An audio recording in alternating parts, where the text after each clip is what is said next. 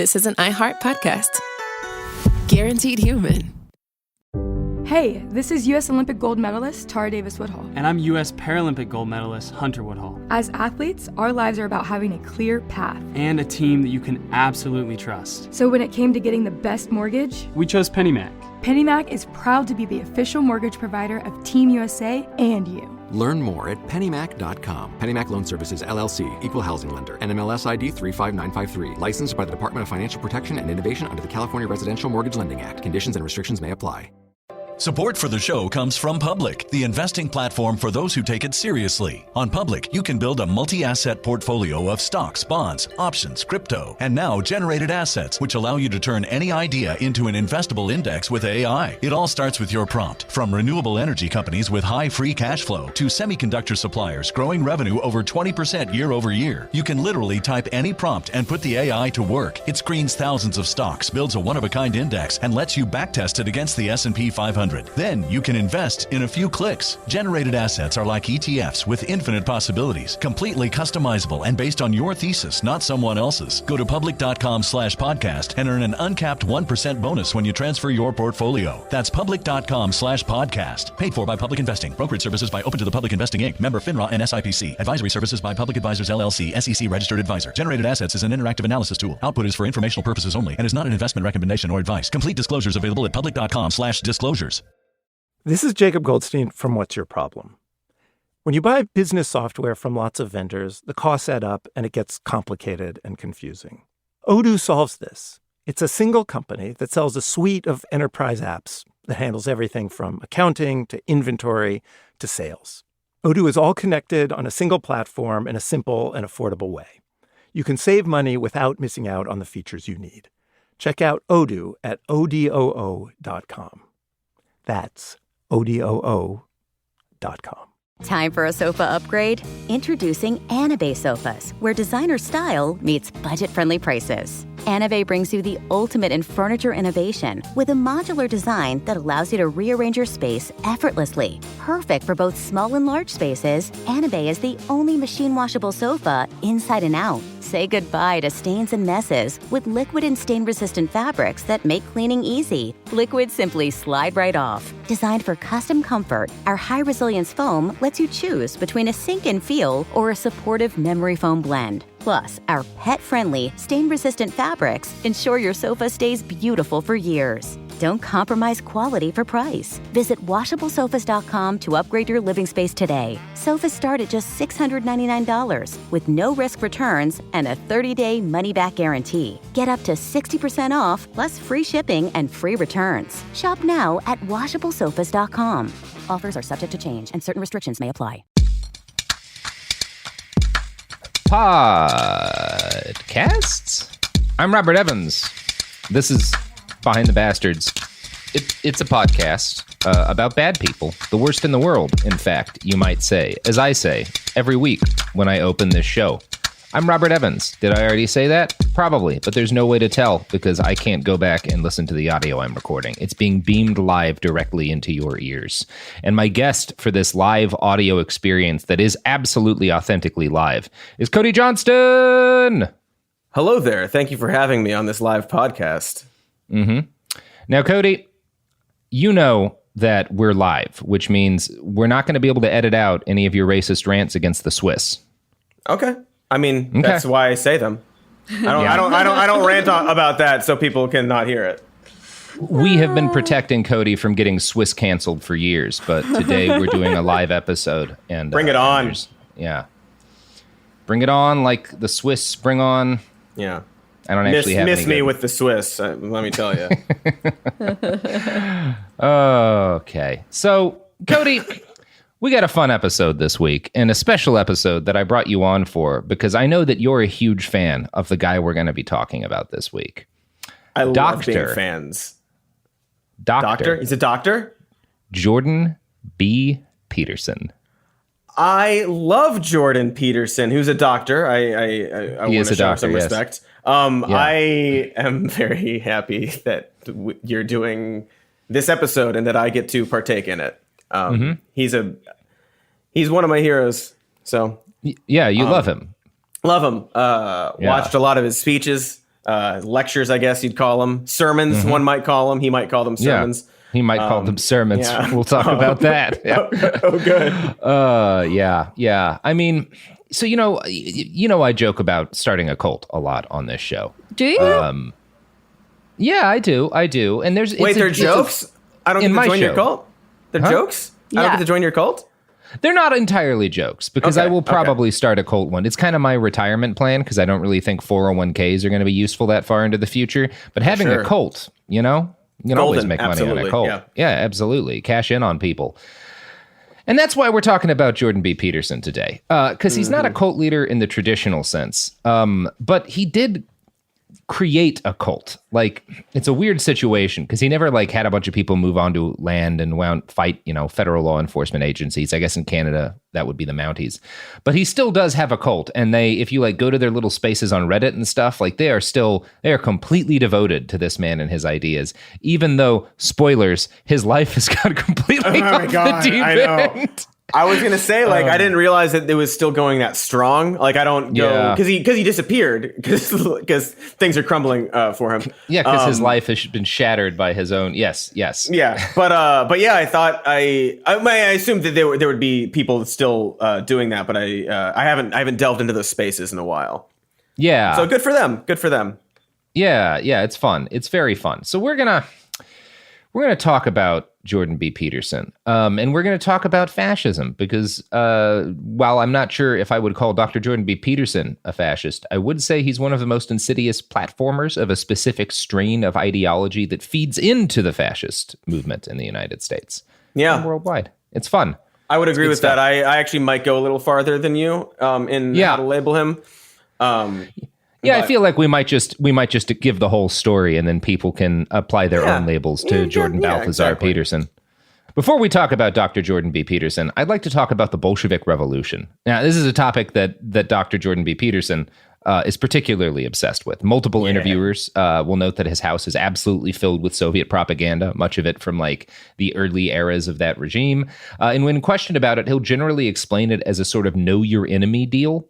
You've got to, I want to understand Marxists. And then he'll say something like, Marxism is resurgent, in a haunted voice, which he said to a journalist from the New York Times, I think it was. Marxism is resurgent. He says it a lot. Yeah. Marxism is, imagine Kermit. If you took the brain of Joe McCarthy and shoved it into Kermit the Frog, that's more or less Dr. Jordan B. Peterson. So back in the late 19-teens and 20s, there were a lot of people who had the same concerns about Marxism all across Western Europe. And this was a somewhat more reasonable fear then, because Marxism was certainly resurgent, or at least surging in that period. And fascists in particular were terribly paranoid about it. They weren't the only ones, obviously. A lot of reasons to be concerned about the Soviet state, but there was some, shall we say, unreasonable paranoia about everything from the left, from folks who were, proto-Nazis. Now, a term began to percolate among these people and the term was Judeo-Bolshevism. And this was kind of the word for a conspiracy that communism was being spread around the world by Jewish people. They were often compared to a virus for communism that introduces it into the bloodstream of a healthy society.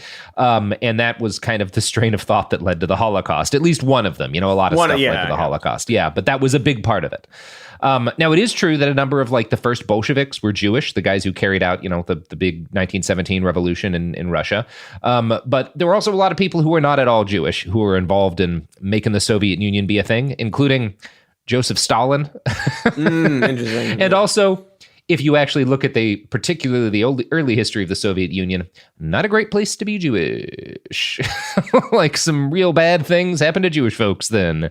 So, of course, Tsarist Russia, also a terrible place to be Jewish. I would say that, anyway. I mean, historically, many places. Yeah, basically everywhere, actually. Yeah, that's, But if you want to, people sometimes overstate how bad the USSR was for Jewish people to make it look like it was a specific thing with communism, whereas the reality is under the Tsar in the late 1800s, you had the Chelnitsky massacre, who was the largest massacre of Jewish people probably in history until the Holocaust. Anyway, fuck the Tsar.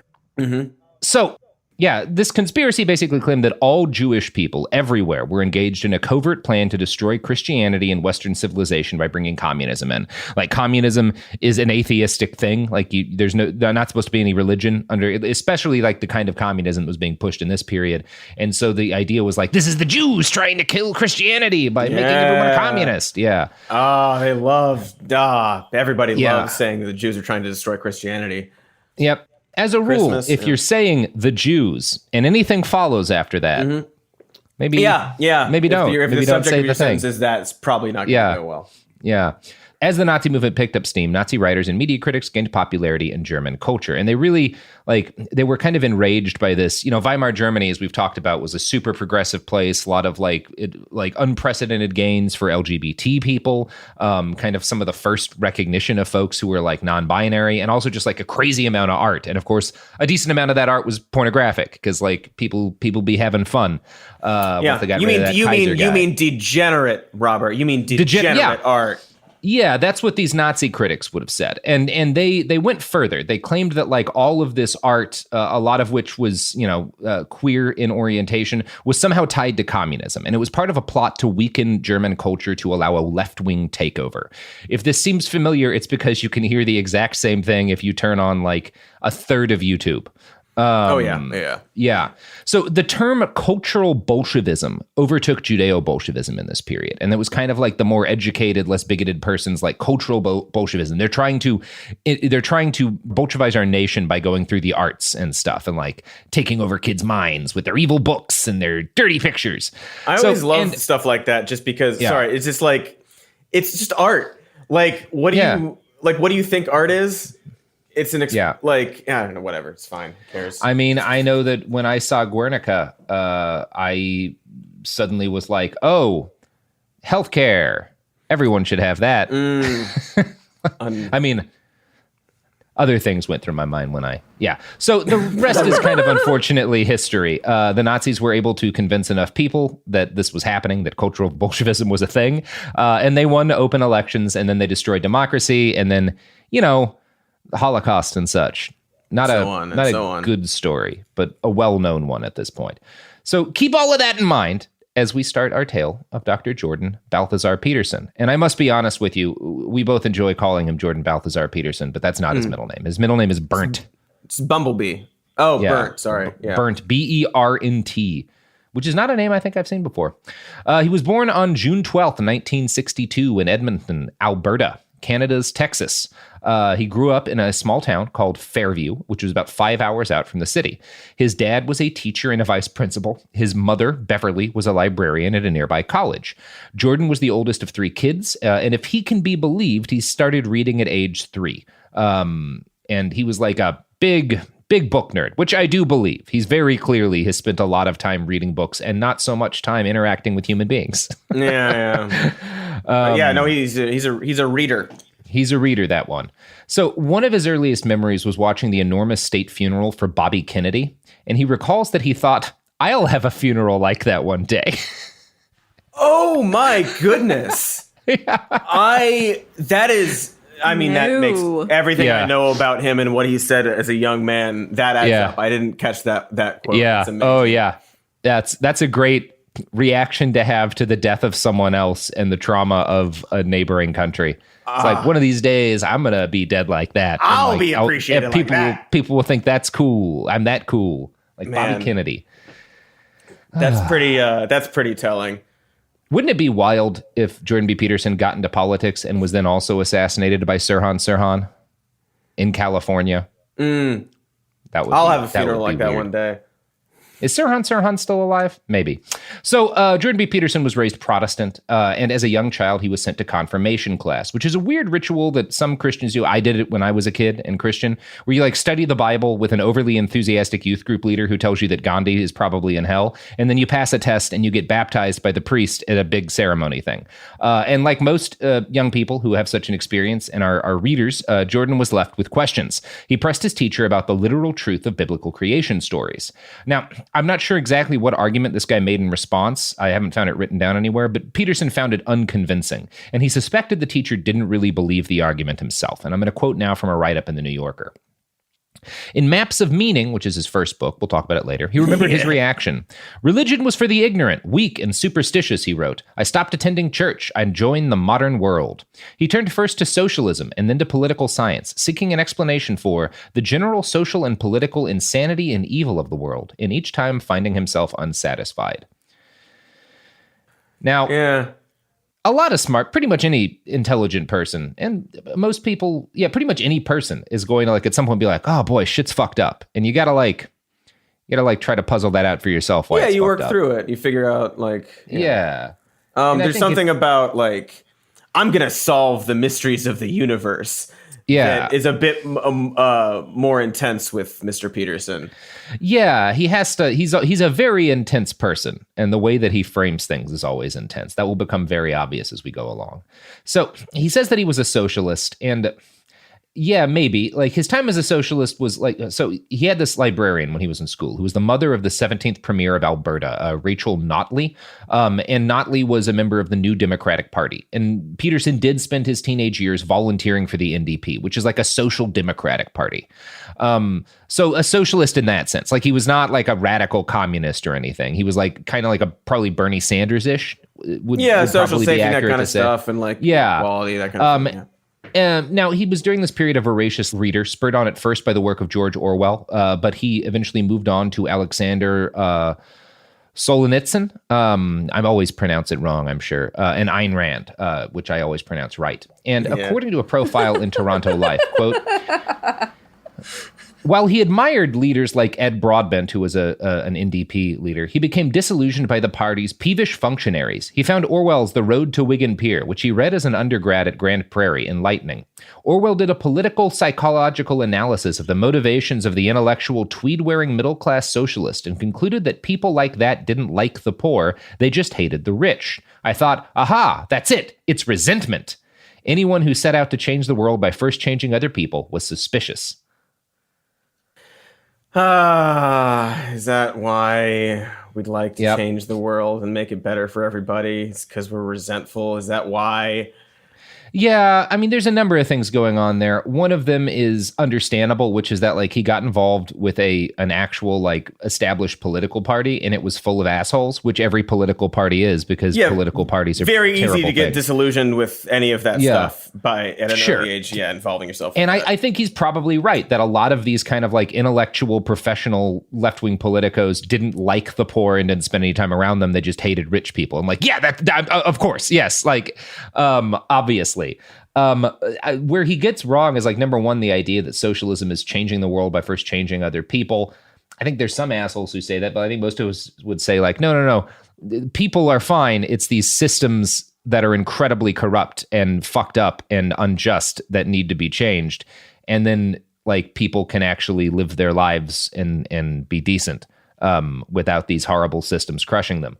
That's how I would go. It's that's these the hierarchies gist, that's the goal. And things we build. Yeah. Recognizing, Yeah. And it's always fascinating to me when reactionaries like Peterson profess a love for Orwell, because they inevitably misinterpret him. And I just they don't know what Orwell was saying, which is odd because Orwell's a pretty clear writer, but it happens a lot with him. Orwell was not critiquing socialism itself as much as he was criticizing the kind of intellectual, lefty, academic politico types who spend all their time arguing over theory and never actually do anything. Orwell was a committed socialist his entire life, and he was profoundly working class. You read any of his work, not just his shit he talks about stuff like that a lot in Homage to Catalonia, but also a lot of his essays and book reviews. He wrote a bunch of reviews of Charles Dickens that are fascinating. Even if you don't like Dickens, there's a good collection of his essays called All Art is Propaganda. And it's just very obvious that he cared deeply and profoundly and understood working class poor people. Just the idea that, I don't know. It's frustrating how people think about Orwell sometimes. Orwell, the guy who during the 1920s said, well, if everyone kills one fascist, soon this problem will be over, and then traveled to Spain to kill fascists. To do exactly that. Yeah. Yeah. And then got shot in the throat after killing some fascists. Anyway, I like Orwell. Not a perfect guy, but really good to read, and then misinterpret, and then uses an argument for the things that Orwell didn't believe. Exactly. Yeah. That's the game. That's the game. That's the game with Georgie. Never write anything. Just don't write anything down. Yeah. Don't talk write to things. People. Yeah. Don't talk to people. Live in a hut with a rifle and a large dog and shoot anyone who approaches you. Just stare at your door for the rest of your life. Exactly. That's the culture I want.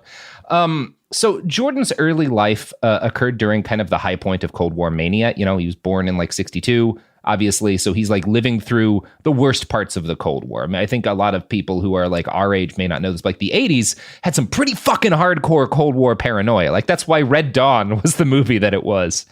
So Jordan's earliest memories would have included footage from Vietnam and like constant anxiety over nuclear apocalypse.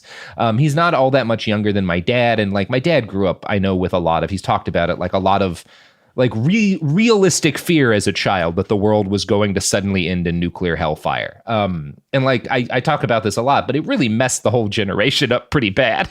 In an understandable way.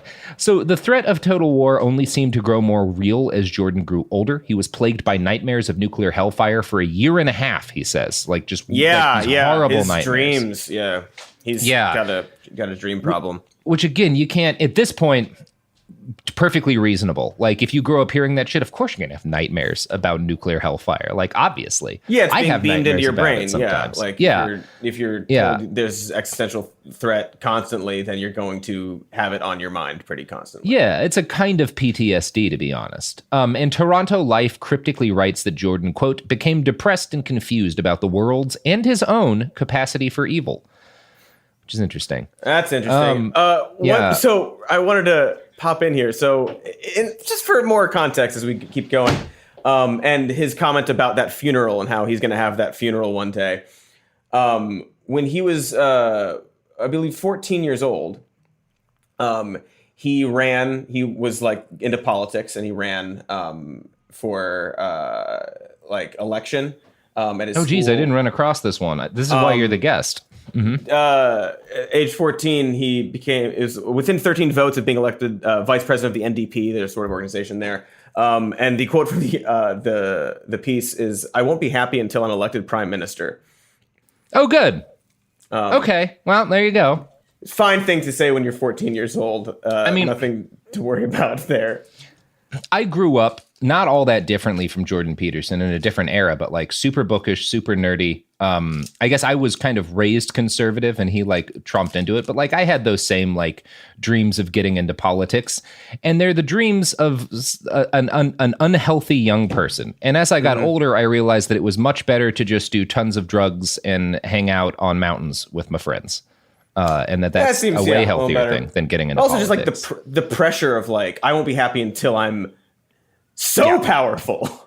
Yeah, the idea that like I can't be happy unless I'm the prime minister. I have to be the top boy in the country. Otherwise, I'll be miserable. Yeah, it's pretty messed up. And like anyone that like seeks like, I want to be the president, that kind of thing later on in life, it's like that's you got to be a certain kind of fucked up to think that you have the ability and like that you should be that person. Yeah.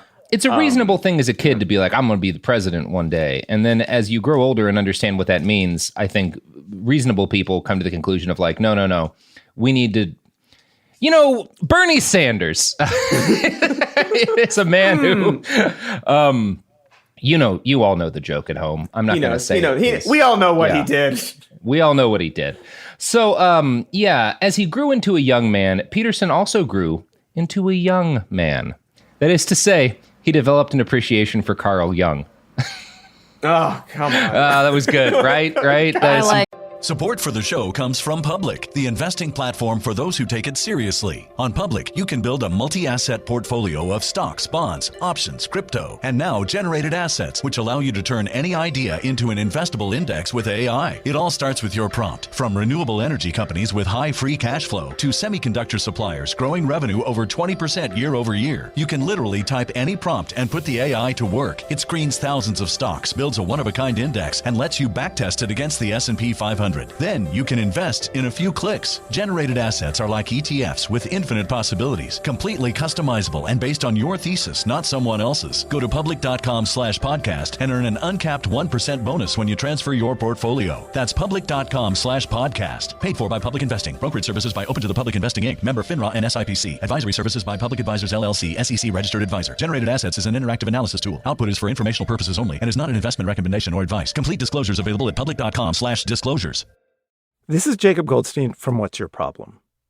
When you buy business software from lots of vendors, the costs add up and it gets complicated and confusing.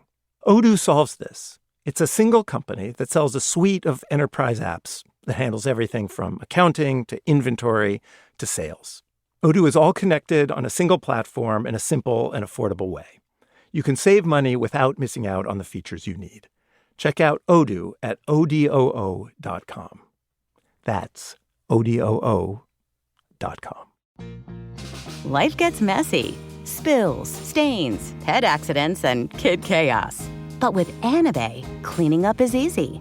Our sofas are fully machine washable, inside and out, so you never have to stress about messes again. Made with liquid and stain-resistant fabrics, that means fewer stains and more peace of mind. Designed for real life, our sofas feature changeable fabric covers, allowing you to refresh your style anytime. Need flexibility? Our modular design lets you rearrange your sofa effortlessly. Perfect for cozy apartments or spacious homes. Plus, they're earth-friendly and built to last. That's why over 200,000 happy customers have made the switch. Upgrade your space today. Sofas start at just $699. Visit washablesofas.com now and bring home a sofa made for life. That's washablesofas.com. Offers are subject to change and certain restrictions may apply. There's no championship league for small business owners, but if there was, you'd be at the top of the standings. Because going pro with Lenovo Pro means you've got the winning formation, one-on-one advice, IT solutions, and customized hardware powered by Intel Core Ultra processors help you stay ahead of the competition. Business goes pro with Lenovo Pro. Sign up for free at lenovo.com/pro. Lenovo. Good young jokes. Yeah. All right. It's really a laugh a minute this week. Yeah. Young is the inventor of the term collective unconsciousness, or at least the concept, basically. I think he sometimes called it, I don't know. I'm not a great Young expert. Fuck it. Peterson also started, but he has... Okay, so Young, there's a couple of big things about him. One of them is this idea that there's like this sort of collective, kind of like a racial memory, which, yes, does feed into some of the things the Nazis were talking about, and so did Young. We'll talk about that in a bit. And also these ideas that there's like these archetypes in human civilization, like this like inherent power of myth that humans are bound by, and there's like something almost kind of supernaturally powerful about certain like mythal archetypes, the hero and all this kind of stuff. Like Young talks about some shit like that. He's a complicated guy. So Peterson, big fan of Young. He also starts devouring Nietzsche and a Romanian scholar named Mircea Eliade. She's a scholar of religion. And he also starts devouring the work of an American professor called Joseph Campbell, whose popular book on the hero myth and society had a profound cultural impact, and one that's not dissimilar to Peterson's own work. So his like Hero with 1,000 Faces, I think is the book, kind of winds up inspiring every single Disney movie that's ever been made in your lifetime. Because it's Star Wars beat for beat. It's Star Wars beat for beat. It's Dan Harmon's story circle, and it's like there's obviously a lot that Campbell got right because he's correct about things that resonate with people. There's a reason that all these very successful storytellers, and the archetypes are common. I think the real thing that resonates with people is like just the arc of that basic story. You want a thing, you need a different thing. You try to get the thing you want, you get the thing you actually need, and you sacrifice a thing, you change, and so on and so forth. Stories, basic stories. And Joseph Campbell, it's an important work of scholarship. Campbell's also problematic as fuck, which we'll talk about in a little bit. So these are like the people who Peterson starts to devour, and they start to influence his mind. Like this is like what creates the mentality, the mind that Jordan Peterson has as an adult. Now, when we talk about the writers and philosophers who started to form like the core of his growing ideological development, we would be remiss if we didn't discuss at some length what kind of things those writers wound up supporting and believing themselves, because I don't think a lot of people know this. Yeah. Now, thankfully, a writer named Pankaj Mishra did that for us in a 2018 article for the New York Review of Books titled Jordan Peterson and Fascist Mysticism. Yes. Now, Pankaj makes a note of some of the things we've talked about in other episodes of this show, how the rise of fascism in Europe happened alongside the rise of esoteric spiritual movements like theosophy and anthroposophy, which we did an episode of, and like a weird fascination with Asian mysticism, which is kind of like why the Nazis sent expeditions out to the Himalayas and stuff, which a lot of people don't know about that. Mm-hmm. Read about the Ahnenerbe on your own time, or maybe we'll do an episode about it. It's wacky shit. I'm going to quote from that Pankaj Mishra article. Quote, a range of intellectual entrepreneurs, from theosophists and vendors of Asian spirituality like Vivekananda and DZ Suzuki, to scholars of Asia like Arthur Waley and fascist ideologues like Julius Evola, who is Steve Bannon's favorite philosopher, set up stalls in the new marketplace of ideas. W.B. Yeats, adjusting Indian philosophy to the needs of the Celtic revival, pontificated on the ancient self. Jung spun his own variations on this evidently ancestral unconscious. Such conceptually foggy categories as spirit and intuition acquired broad currency. Peterson's favorite words, being and chaos, started to appear in capital letters. Which he also is how he also tends to refer to them. So like, these writers and these intellectual strains are both huge parts of everything Peterson writes today, and they were also big parts of kind of the intellectual stew that starts cooking in Europe, really in like, it starts before World War I, but it really gets going in the 1920s. And these have a big impact on the development of fascism. Now, some of them is coincidental. Fascism's happening at the same time, so of course, like this is in the fucking air and people pick some of it up. A decent number of these philosophers and academics were not fascists, but their work influenced Hitlerist ideas of like racial community, which is not all that different from kind of Jung's concept of collective unconscious. There's similarities, at least, and Aryan mystic beliefs. Quote, by the early 20th century, ethnic racial chauvinists everywhere, Hindu supremacists in India, as well as, and we talked about that in our episode on, I forget the Hindu fascist lady, as well as Catholic Catholic ultranationalists in France, were offering visions to uprooted peoples of a rooted organic society in which hierarchies and values had been stable. As Carla Poe points out in New Religions and the Nazis, 2005, political cultists would typically mix pieces of yogic and Abrahamic religions with popular notions of science, or rather pseudoscience, such as concepts of race, eugenics, or evolution. It was this opportunistic amalgam of ideas that helped nourish new mythologies of would-be totalitarian regimes. And obviously, like, Darwinism plays a lot of in this, which is not... So clearly, and again, I'm... Yeah. It's like taking like these sort of spiritual ideas and combining them with like biological things, and just like Peterson does this a lot of just like he reads everything, and he has a habit of taking everything he reads and putting it all together. Which is, syncretism is another kind of hallmark that echoes that of fascism. And it is one of those things. All these thinkers, all of these ideological strains are not inherently fascist, just as Darwinism. Like, most people today accept Darwinian evolution as basically true and are not fascists, right? But like, it had a huge impact on Hitler. And you do have to like, I think intelligent people can understand both of those things. And like things where it's like, like Darwinism, where it's like, this is a thing that is. It's not a thing that we need to like force or do or like ascribe to or like structure our society around. It just happens. He has a bad habit of like prescriptive versus like normative claims, and like, well, this is this way, therefore Jordan. We should have to do this. Yes, Jordan Peterson. Yeah, and we'll be most of both of these episodes will be about his ideas, right? And like what the things he believes and says. Now, I just got over saying, because I want to be very clear here, like, if you like some of these thinkers, if you've been inspired by them, I'm not saying you're a fascist or they're a fascist. That said, a lot of the writers Peterson specifically loves got real fashy during this period. Mircea Eliade, who's that Romanian scholar, allied herself. Yeah. Oh, yeah. Fashy as fuck. Mircea Eliade, who's that Romanian scholar, allied herself with the Romanian Iron Guard, who were Romanian Nazis, right? Like, these are the people who, like, they're Nazis. Carl Jung wrote about the Aryan soul and, unfortunately, the Jewish psyche. And he was initially very sympathetic. Yeah, neither of those are good. And he was initially sympathetic to the Nazi Party. Now, he changed his mind. And he did change his mind pretty early on, but he was very sympathetic. Like, he got drawn along for a little while there. Oh, yeah. That makes sense. I mean, you can, like, there are lots of quotes of Peterson talking about Trump, where it's like, you know what it is, but you're, Yep. Yeah. We'll get. Yeah. Joseph Campbell obviously came around later, and he was not an open supporter of like a Nazi movement.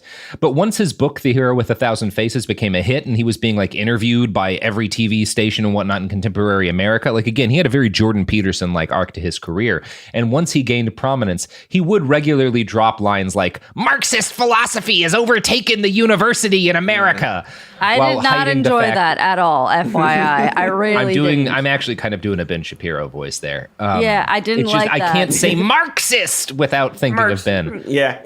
These Marxists everywhere around me. Now, it's unfair that I do that for Ben because Joseph Campbell was profoundly anti-Semitic. I did not enjoy that at all. I just want that on the record. And he hated black people. I'm sorry, Sophie. I hate super racist, super anti-Semitic. Like Campbell, and Campbell kind of kept a lid on that a bit, but like, when he was a guy who hated Marxism and also hated Jewish people, and you do get the feeling that like he kind of agreed with that Nazi idea that Jewish people spread Marxism. Right. I mean, if you have both of those and one is kind of kept secret, chances are that they're very related and fuel each other. Yeah, he was super racist as fuck. Obviously Campbell's racism doesn't mean there's nothing we can learn from him, because you kind of have to, especially if you're interested in storytelling, you kind of have to read The Hero with a Thousand Faces, even if you disagree with it, because there's a lot of people who do and say that like, no, he gets a lot of like, but you still, it's that important of a work. So I'm not saying let's excise these guys from our intellectual history, but like Campbell was basically a Nazi. You know? Right. But like if you read his work and then write Star Wars, you're not a Nazi. Yes, George Lucas, in fact, I would go so far as to say, doesn't like Nazis.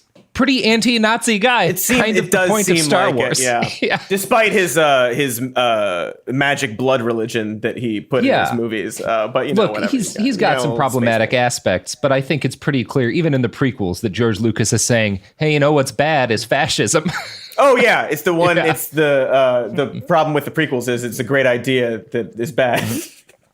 Yeah, he just needed an editor.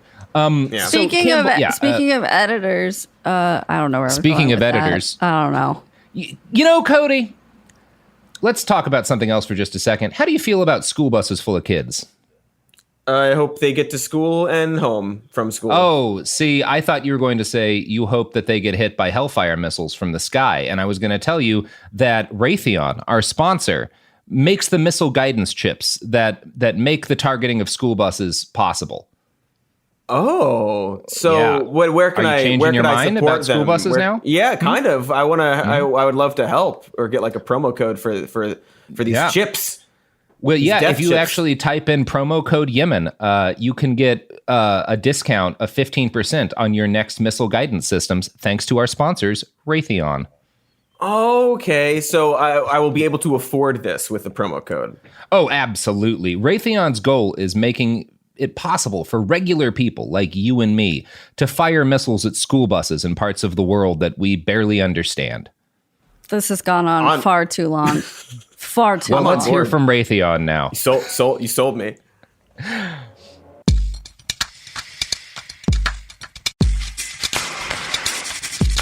We're back. Okay. So, yeah.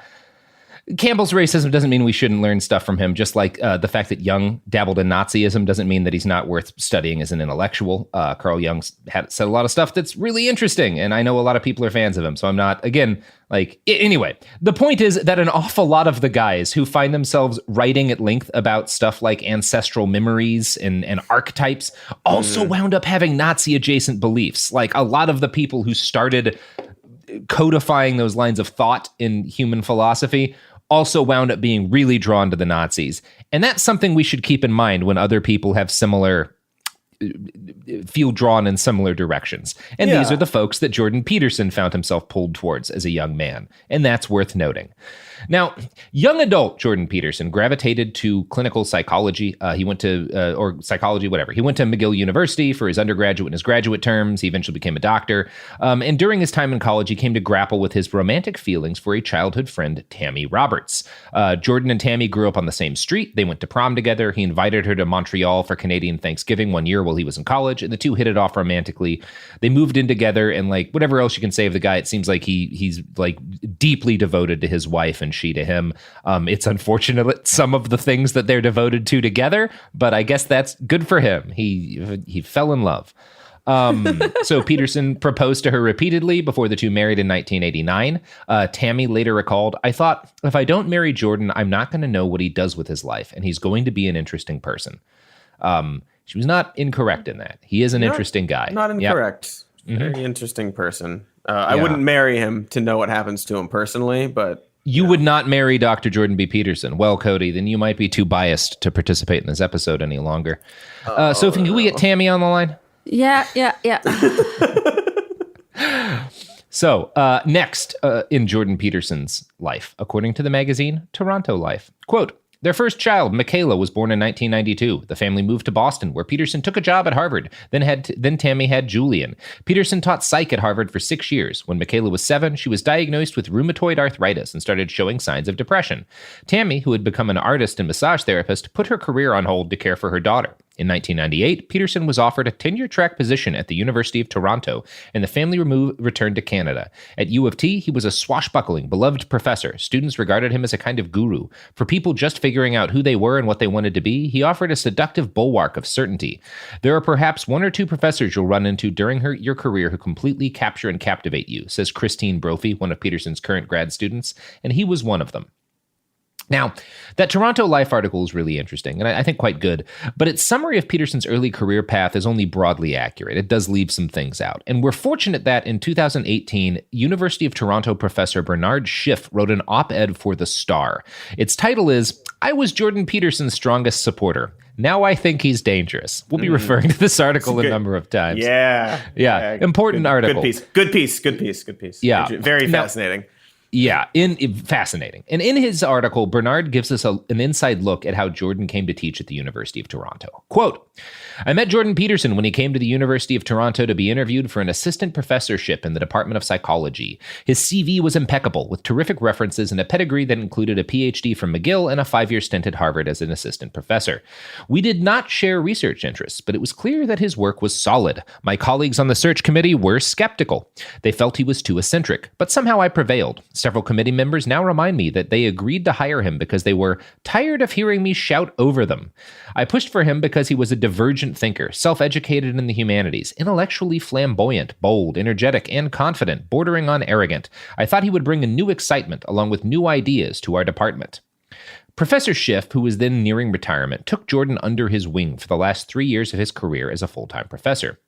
Now, Schiff grew to deeply like Peterson, and he pushed for him to receive regular promotions and raises. When Peterson renovated his house, Schiff put Jordan and his family up in his own home. Quote, "We had meals together in the evening and long, colorful conversations. There, away from campus, I saw a man who was devoted to his wife and his children, who were lovely and gentle, and for whom I still feel affection. He was attentive and thoughtful, stern and kind, playful and warm. His wife, Tammy, appeared to be the keel, the ballast, and the rudder, and Jordan ran the ship."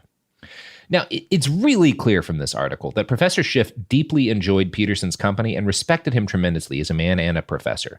And unfortunately, Schiff feels this now blinded him to some of the less savory aspects of Peterson's personality, which had started to emerge in this period. Schiff laments that he did not give sufficient concern to some of Jordan's teaching tactics. Quote, "As the undergraduate chair, I read all teaching reviews. His were, for the most part, excellent and included eyebrow-raising comments such as, 'This course has changed my life.' One student, however, hated the course because he did not like delivered truths. Curious, I attended many of Jordan's lectures to see for myself. Remarkably, the 50 students always showed up at 9 a.m. and were held in rapt attention for an hour. Jordan was a captivating lecturer, electric and eclectic, cherry-picking from neuroscience, mythology, psychology, philosophy, the Bible, and popular culture. The class loved him, but as reported by that astute student, Jordan presented conjecture as statement of fact. I expressed my concern to him about this a number of times, and each time Jordan agreed. He acknowledged the danger of such practices, but then continued to do it again and again, as if he could not control himself. He was a preacher more than a teacher. Yeah, I mean, he's like, that's dead on. When you watch one of his lectures, it does seem like that. Like I said earlier, it's less speeches, less lectures, it's more sermons. Yep.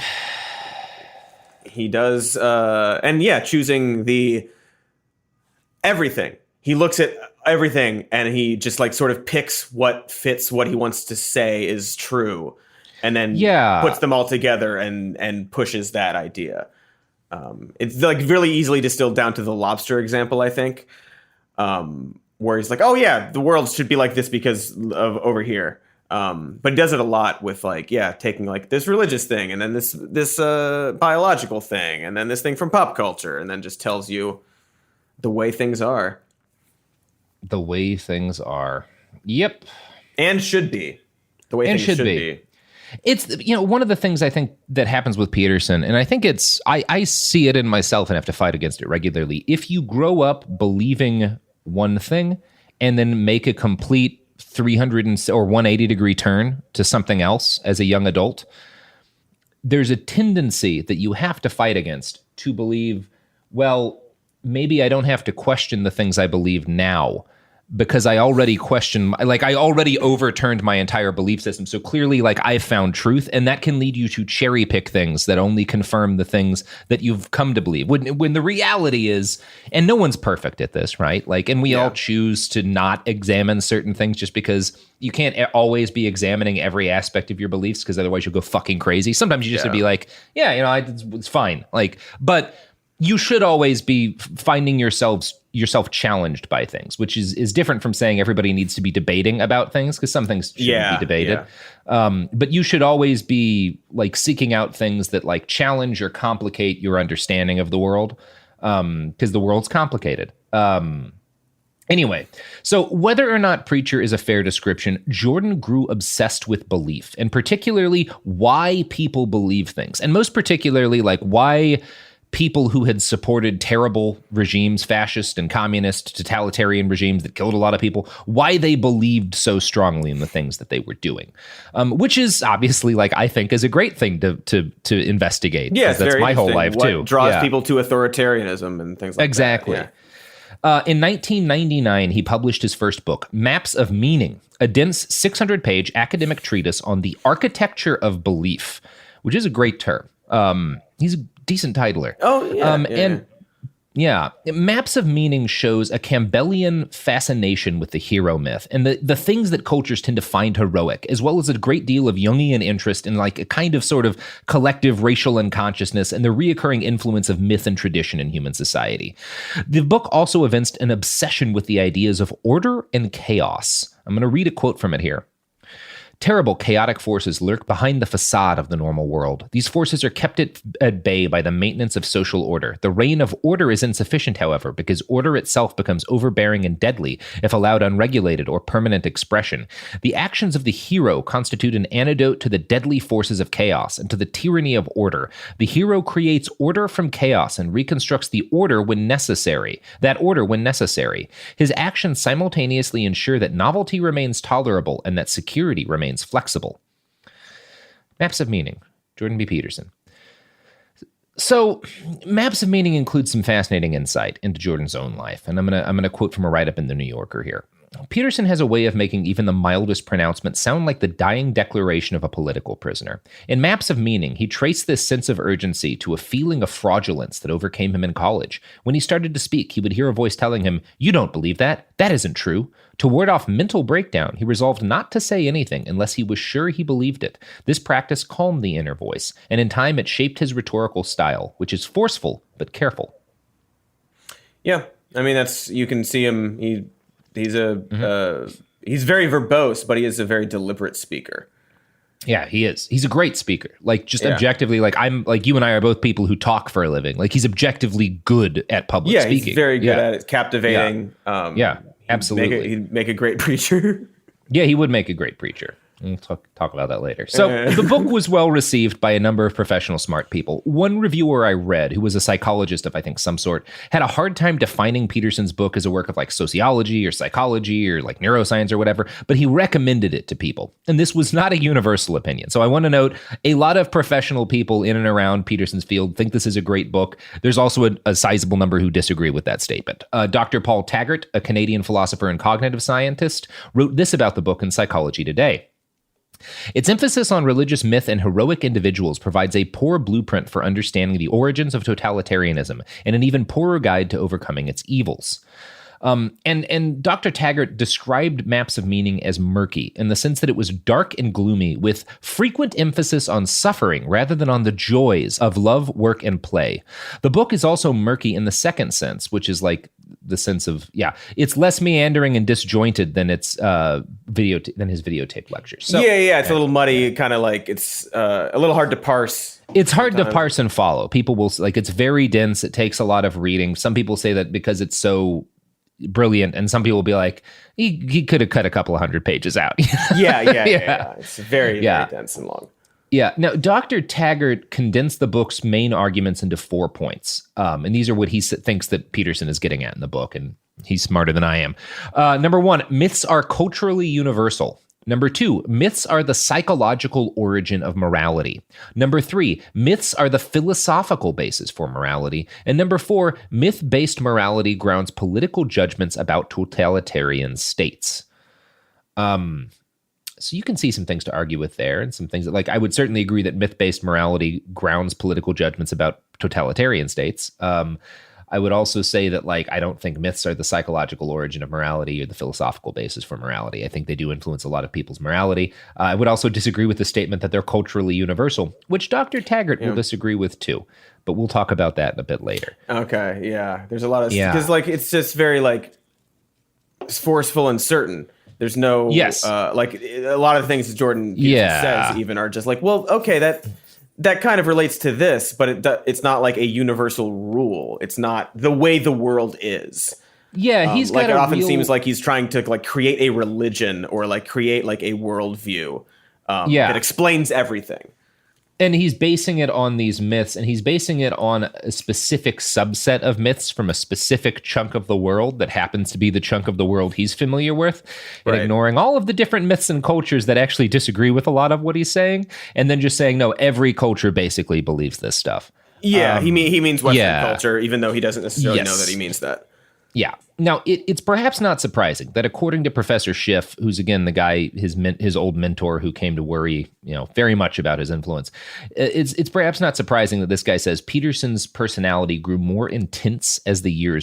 Support for the show comes from Public, the investing platform for those who take it seriously. On Public, you can build a multi-asset portfolio of stocks, bonds, options, crypto, and now generated assets, which allow you to turn any idea into an investable index with AI. It all starts with your prompt. From renewable energy companies with high free cash flow to semiconductor suppliers growing revenue over 20% year over year, you can literally type any prompt and put the AI to work. It screens thousands of stocks, builds a one-of-a-kind index, and lets you backtest it against the S&P 500. Then you can invest in a few clicks. Generated assets are like ETFs with infinite possibilities, completely customizable and based on your thesis, not someone else's. Go to public.com/podcast and earn an uncapped 1% bonus when you transfer your portfolio. That's public.com/podcast. Paid for by Public Investing. Brokerage services by Open to the Public Investing Inc. Member FINRA and SIPC. Advisory services by Public Advisors LLC, SEC registered advisor. Generated assets is an interactive analysis tool. Output is for informational purposes only and is not an investment recommendation or advice. Complete disclosures available at public.com/disclosures. This is Jacob Goldstein from What's Your Problem? Business software is expensive, and when you buy software from lots of different companies, it's not only expensive, it gets confusing, slow to use, hard to integrate. Odoo solves that because all Odoo software is connected on a single affordable platform. Save money without missing out on the features you need. Odoo has no hidden costs and no limit on features or data. Odoo has over 60 apps available for any needs your business might have, all at no additional charge. Everything from websites to sales to inventory to accounting, all linked and talking to each other. Check out Odoo at odoo.com. That's odoo.com.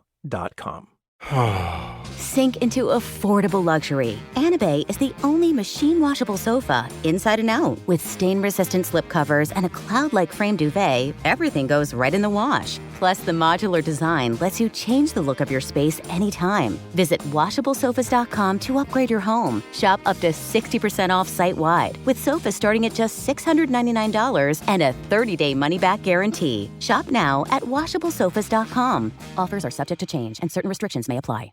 There's no championship league for small business owners, but if there was, you'd be at the top of the standings. Because going pro with Lenovo Pro means you've got the winning formation. One-on-one advice, IT solutions, and customized hardware powered by Intel Core Ultra processors help you stay ahead of the competition. Business goes pro with Lenovo Pro. Sign up for free at lenovo.com/pro. Lenovo. Grew by, darker and angrier. Now, Peterson's student reviews were always exceptional, and he earned a position on the U of T's tenure track, but he also showed peculiar signs of non-academic ambitions. Jordan started a clinical practice, which is fine, but his experiences there inspired him to create a series of neuropsychological tests, basically personality tests, to predict academic and corporate performance. This led him to create a product called the Self-Authoring Suite, an online self-help program that he sold access to. Toronto Life notes that the program was, quote, designed to walk participants through creating a sort of mini autobiography, then writing what they want their futures to be like. Tammy, his wife, served as a guinea pig. I outlined 8 goals that I had no idea I was going to outline, she says, but it puts you in a dream state. And when you write your goals, they come from somewhere inside you that you hadn't scripted. I told him this would be the most important thing he ever did. That's a little weird, right? It's a little off-putting, yeah. Getting a little. Again, it's the mysticism, it's the spirituality, it's the like the deeper stuff that seems. It can't be as simple as like, outlining your goals and talking, outlining some aspects of your past and thinking about what you want your future to be can be helpful if you're kind of in like a confused or a muddled state. No, you're in a dream state and something inside you comes up like, okay. Yeah. Right, it's like, you talk to the universe. It's like, well, no, you just like, you assess your life and you try to like. We all do it, right? Yeah. Like I do it when I'm running like a couple of times a week. I don't go into a dream state. Like it is helpful to like cut out distractions and like, but anyway, whatever.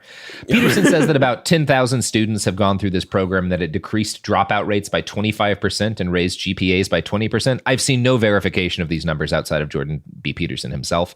And as far as I'm aware, he never put his self-authoring suite up to any kind of rigorous outside testing. I will say that an awful lot of people who've used it rave about it. You can find tons of very positive reviews. And in fact, it's hard to find negative ones, probably because the kind of people who buy it are people who are already into what Jordan B. Peterson has to say. But that said, a lot of people say it's great. One customer wrote that in her view, the program allowed you to identify the different personalities within yourself that often conflicted and to integrate them into a new and better person, which I do found a little worrying because a lot of Scientology, and also if you watch the new show about NXIVM, the Keith Raniere cult, who we also did episodes on, they talk a lot about integrations. Anyway, I always find that a little weird, but yeah. It only cost like $15. So I would not want to be like saying that he was doing the same thing Scientology was doing, because it seems like a pretty affordable thing. Right. But that always strikes me as a little weird. And I found another review on a site called The Deep Dish that explains the attitude Peterson's $15 course conveys. And this is by someone who took it. Quote, when the oxygen mask drops down on an airplane, you better fasten yours before you try to be a hero, because people who've passed out from hypoxia are not known for being particularly useful. We've all heard the safety briefing so many times that it bores us to tears, but we don't always apply this principle to life more broadly. If you want to do good in the world, you have to put your own house in order first. In his clinical practice, Peterson has observed that many people don't actually have psychological problems. They have problems in living. That's a meaningless statement. Like a completely meaningless statement. But I do want to get into what this guy says about like oxygen masks and shit. Because obviously, yes, if your plane depressurizes, you should put on your own oxygen mask first, because you will be unconscious and unable to help people. Yeah. But I think generalizing this, because this is a big thing Peterson says, you have to fix yourself before you help other people. And I disagree with that profoundly. And I think that a better comparison would be to think like an EMT thinks. So if you arrive on the scene as an emergency as an EMT, and they'll tell you this in training, your first priority is your own safety, not because you matter more than anyone else, but because if you get hurt, then all you've done is make the problem worse. And what that means, it doesn't mean you don't help, but it does mean that like, oh, there's a car crash that involved a power line. I need to make sure that I'm not going to like get electrocuted. Like I need to make sure this is actually safe for me to enter. Otherwise, I'm making the situation worse. But my goal is still to get in there and help people. I just have to make certain that I am physically safe first so that I'm not making the problem worse.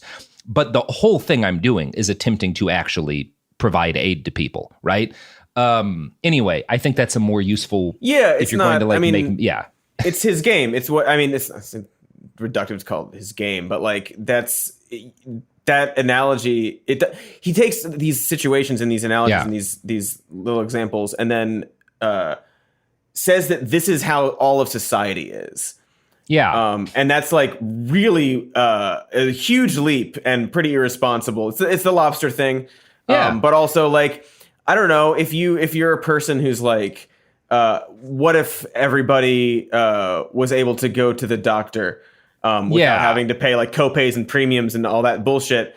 That doesn't mean that the person suggesting that needs to live a perfect life and have all of their problems fixed out. That like this example is so wrong and misleading. It's and it things like that point me more towards like, oh well, that's insidious. What he's doing is insidious. And it would be one thing if he was like, there's different kinds of emergencies. Some of them are like, you know, when an airplane depressurizes and you have to take care of yourself first, otherwise you'll be unconscious.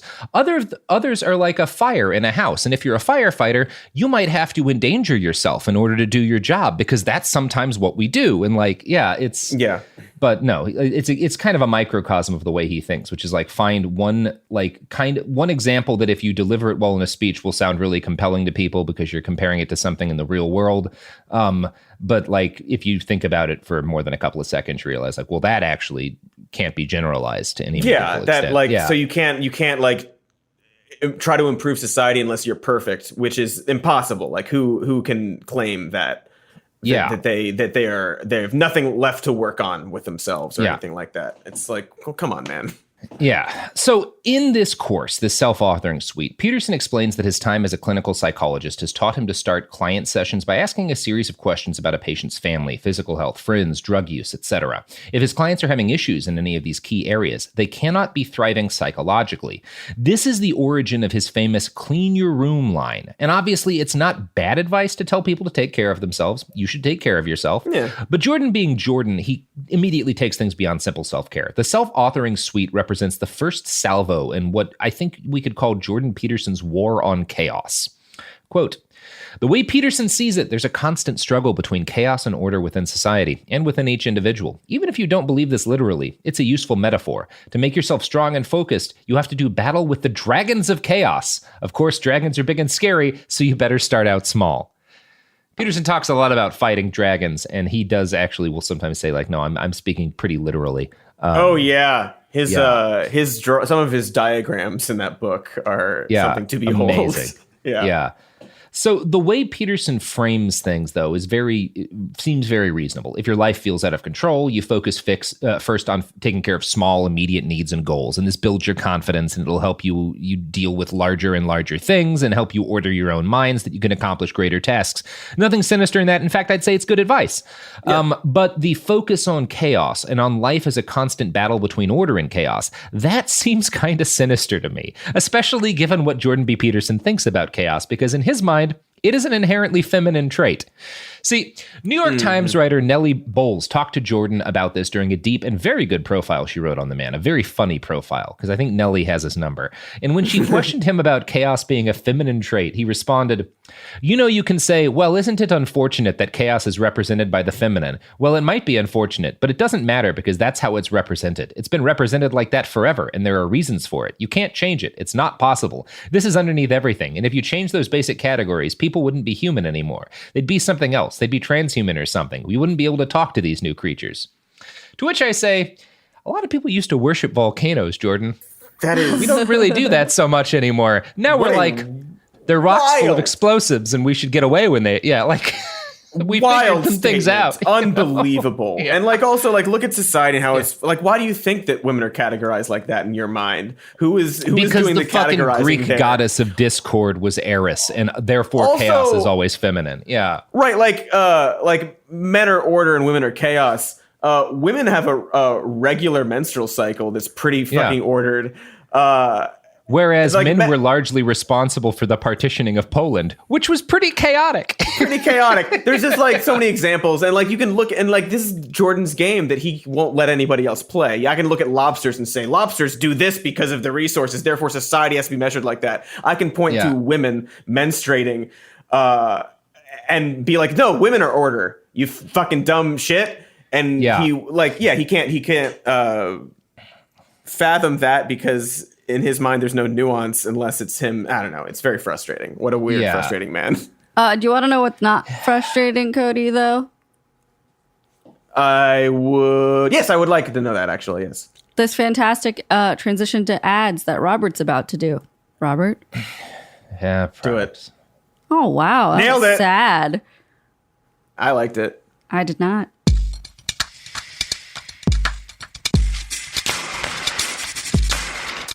We're back. Before we move on, I was just quoting from that Nellie Bowles New York Times article, and I think it's really funny because there's lines in it like, Marxism is resurgent, Mr. Peterson says, looking ashen and stricken. I say it seems unnecessarily stressful to live like this. He tells me life is stressful. Her interpretation seems to be like, you are deeply miserable and it's because of these horrible things you believe and they don't seem to be making you happy.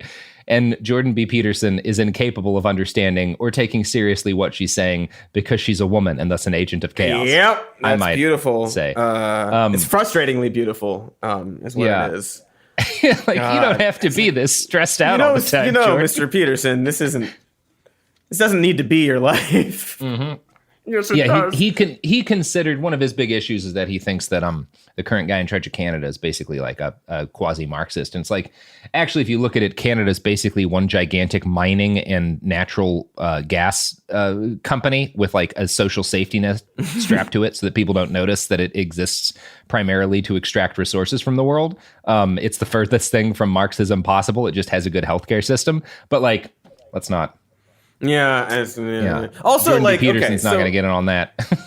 Mr. Bumblebee, I gotta point out also, like his whole thing of like, if you change this and if you change that, what is it? Is it now you're a transhuman or what? It's like, well, you're what you're doing is you're fighting against the idea of evolution.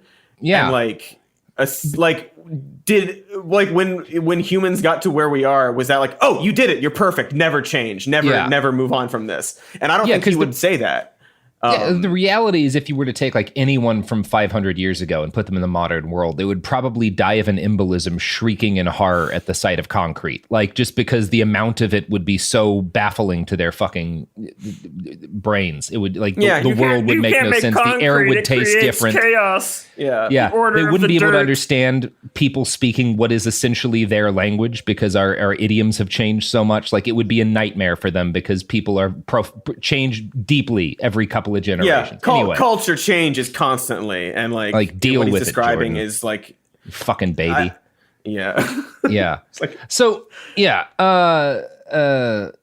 It's good stuff. Now, when one reads a lot of Peterson's interviews, they get the sense that Jordan spent the bulk of his career studying humanity for tips on how to reach and influence people.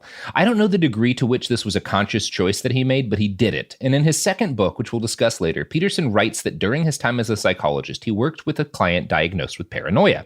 He learned that paranoid patients were, quote, almost uncanny in their ability to detect mixed motives, judgment, and falsehood. This inspired him to become even more committed to saying only what he meant. You have to listen very carefully and to tell the truth if you're going to get a paranoid person to open up to you. He quickly realized that this basic tactic worked on the broader population, which helps explain why so many of his students treated him like a preacher. Over years and years of rigorously studying belief, he got good at making people believe what he said.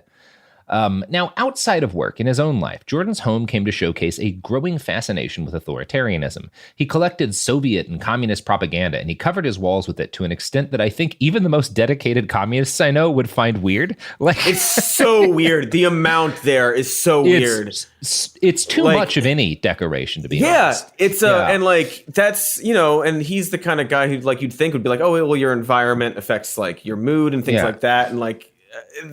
How do you live in that space? Yeah, it's so bleak. All of your walls are men shooting each other and hoisting red flags. Like, of course you think Marxism is coming for you. Yeah, it's wild. And also, like, just like the motive behind doing that is like if you're like fascinated by like the history of Nazism because you want to like find out what they think and like fight it. If you want to fight. You're not going to put right. You're not going to put Nazi shit everywhere. I have no Nazi propaganda on my walls, Cody. Yeah, that's normal.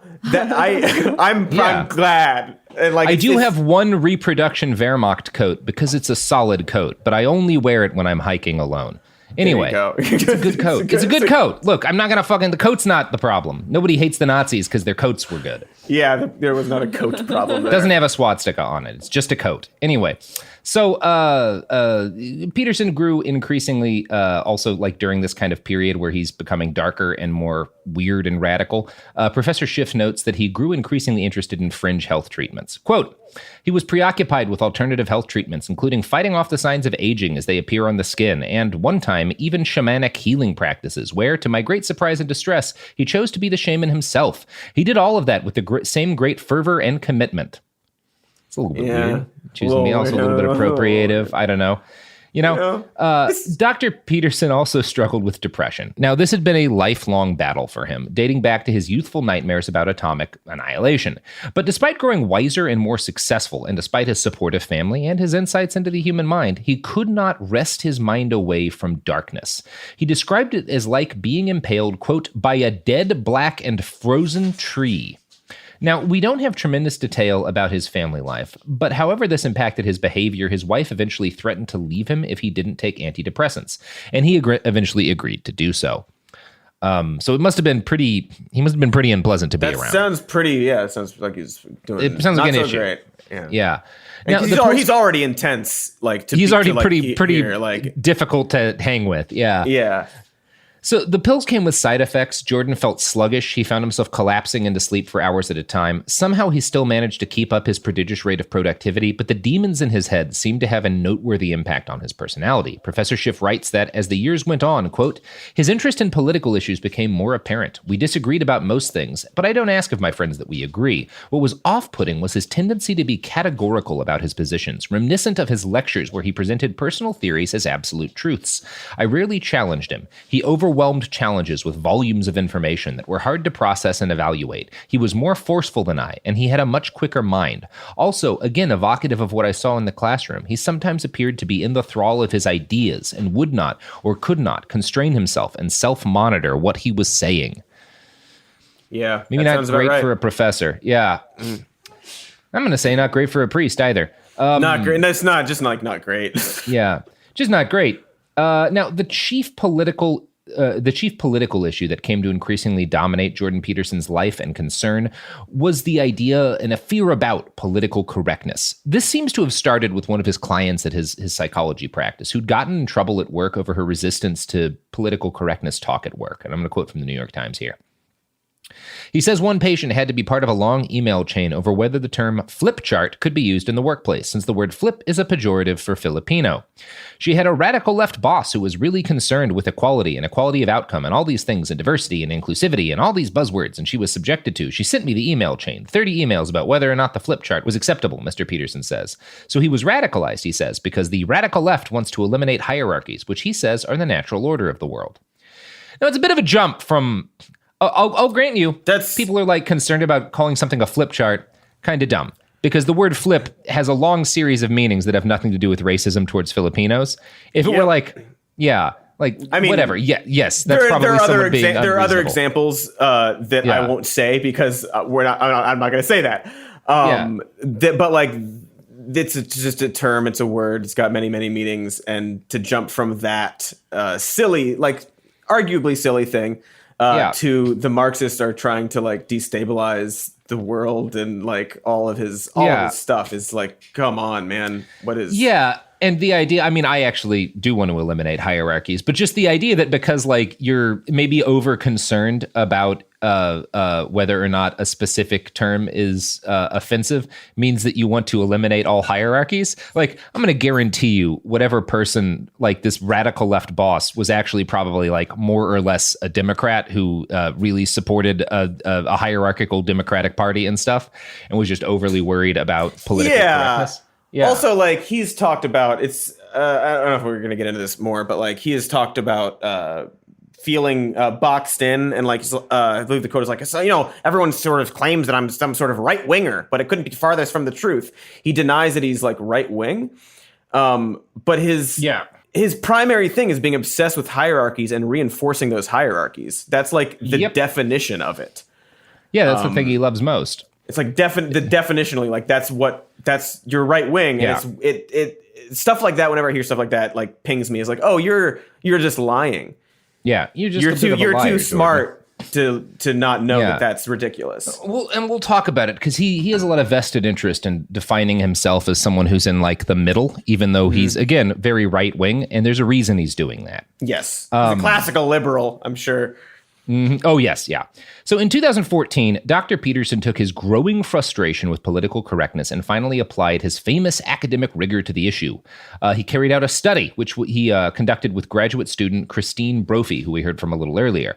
And this study was initially about the relationship between political belief and personality. It turned, however, into a study of so-called politically correct people. Peterson and Brophy developed a list of 200 statements from safe spaces are necessary to promote diversity of perspective, and feathered headdresses should be banned at music festivals, to police brutality is racial in nature. Now, they used these questions to develop a questionnaire they could use to quiz people about how much they agreed with each statement. They questioned two groups of people, eventually totaling more than 1,300 respondents. According to Toronto Life, Peterson and Brophy concluded that political correctness exists in two forms, which they call PC egalitarianism and PC authoritarianism. Simply put, PC egalitarians are classic liberals who advocate for more democratic governance and equality. PC authoritarians are, according to Brophy, the ones now relabeled as social justice warriors. Both share a high degree of compassion. Extreme compassion, they believe, can lead to difficulty assessing right from wrong. It can also mean the forgiveness of all failures and transgressions by people viewed as vulnerable. Any personality trait to an extreme is pathological, Brophy says. Now, I'm not a psychologist, but I do have some issues with some of the questions that they're listing here. For example, safe spaces are necessary to promote diversity of perspective. I don't know that I would agree to any particular level with that. I would say that if people, what I would say is if people feel like they need safe spaces in a school for whatever reason, I'm fine with them having that. And that if they find it valuable, sure, like why not? And I think most people are kind of in that. I don't think most people who don't have an issue with like the idea of a safe space on campus would say they're necessary to promote diversity of perspective. They'd say, oh yeah, if people need that, why not? Like there's plenty of room in the campus. Yeah, let's have it. Sure. Let them have a thing. So they feel safe talking about a thing. And there doesn't seem to be any sort of room for that in the, like, it seems like the questionnaire is kind of designed to get people to respond in an authoritarian way. Like feathered headdresses should be banned at music festivals. Should they be banned? I wouldn't say they should be banned. Is it fucked up for like white kids to like wear Native American headdresses? Oh yeah, that's messed up. They shouldn't do that. Banned at a music? Like people no, I don't. We're not going to say that. Like the second thing will not. Most will not be like, oh yeah, ban them everywhere. Yeah, like, that is written to elicit the kind of result that he wants. And like I spend a lot of time reading, like especially on Twitter, like Indigenous folks talking about stuff like this and why they find it offensive. And all of them are saying like, yeah, or like they tend to be saying like, don't do this. It's messed up. They're not saying it should be, you should get kicked out of a music festival. For, yeah, we need to write a law banning. Like that's no. Yeah. They're trying to explain like why it's offensive, which is different from saying ban it at music festivals. It's explaining these things and like why do people want a safe space? Why does this? Not saying like we need to write laws to require them or like we need to ban X or Y. It's also interesting. Let's explain to people why this is messed up. Yeah. Yeah. The quote about like they have too much compassion and like are prone too much to forgiveness or something. Yes. Yeah. Okay. That's a big through line in his work. SJWs were obsessed with canceling people. Mm-hmm.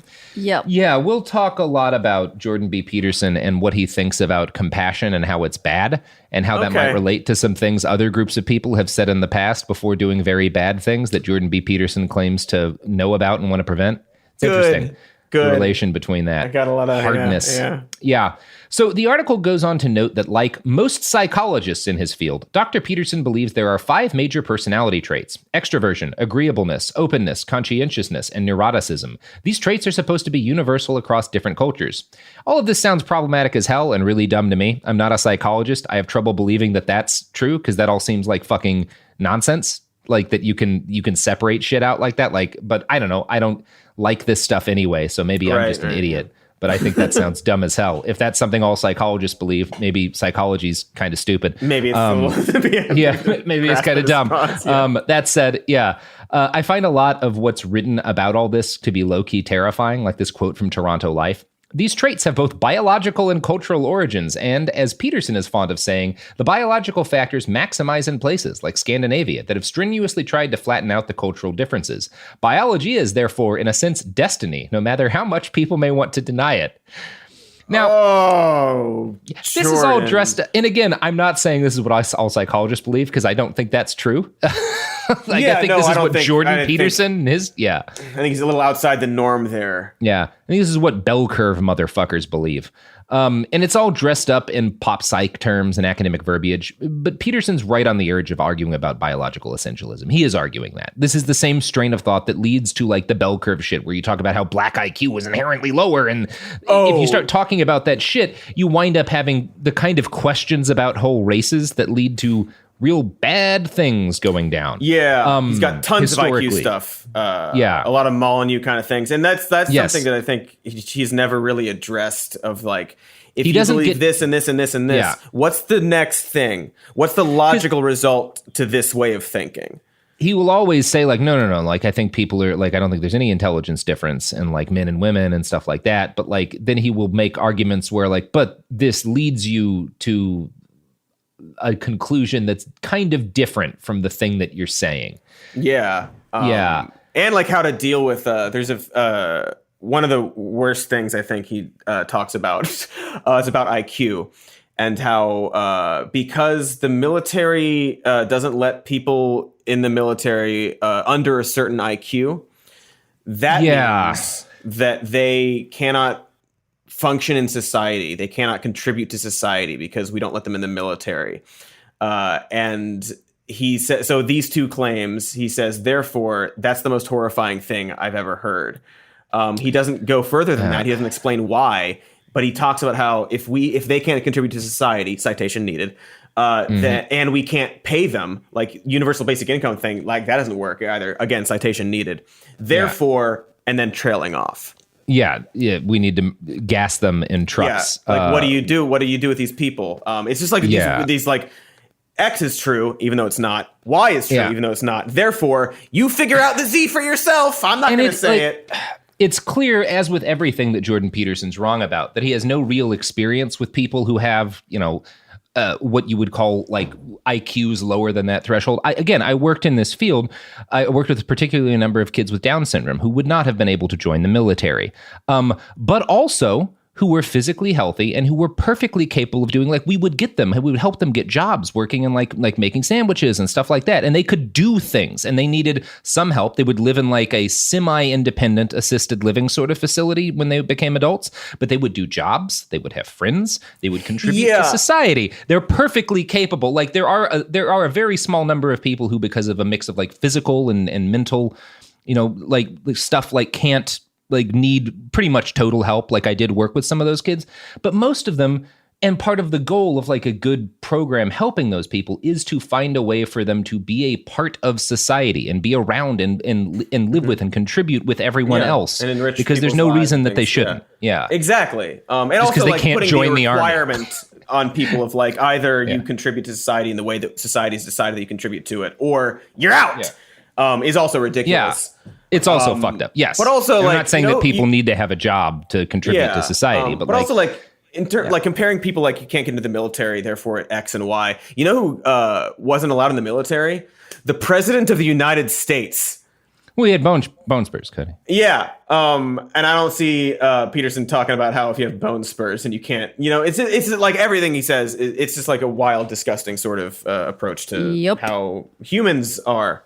Yep. I don't like it. Nope. Neither do I. So in 2016, Canada started to debate over a Bill C-16 that would expand the country's human rights law by adding gender identity and gender expression to the list of things employers and the government can't discriminate against.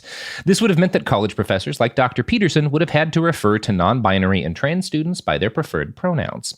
Now, obviously, this was just one aspect of the law, which would have also done stuff like, help make it harder to deny trans people apartments or like home loans evict people. Yeah, exactly. All the things that you don't want people to be discriminated for is so they can live their fucking lives. Yes. But to Dr. Peterson, the thought that he might be forced to refer to someone by their chosen pronoun, even if he didn't like that they'd chosen that pronoun, that's all that mattered. That's all this law was to him. Jordan started recording YouTube videos outlining his resistance to the law. He attracted a following, and eventually a very massive one. He started engaging in highly publicized debates, which his followers tended to see as him crushing and destroying his ideological enemies. He argued that the bill was a serious infringement of freedom of speech and soon reached an audience of millions of non-Canadians.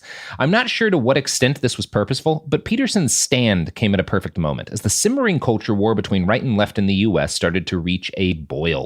Soon there were protests against Peterson. His supporters showed up to counter. There were fights and arrests and media coverage. And, we talked about George Lincoln Rockwell. Like, that's the best thing for these kinds of people is media coverage and fights and stuff. So the dean of the University of Toronto sent Peterson a letter saying that his refusal to use people's pronouns revealed discriminatory intentions, which I would argue is accurate. The letter went on to warn him that the impact of your behavior runs the risk of undermining your ability to conduct essential components of your job as a faculty member. And like an educator, like you're educating people and someone's like, please, refer to me as she instead of he. And then he says he.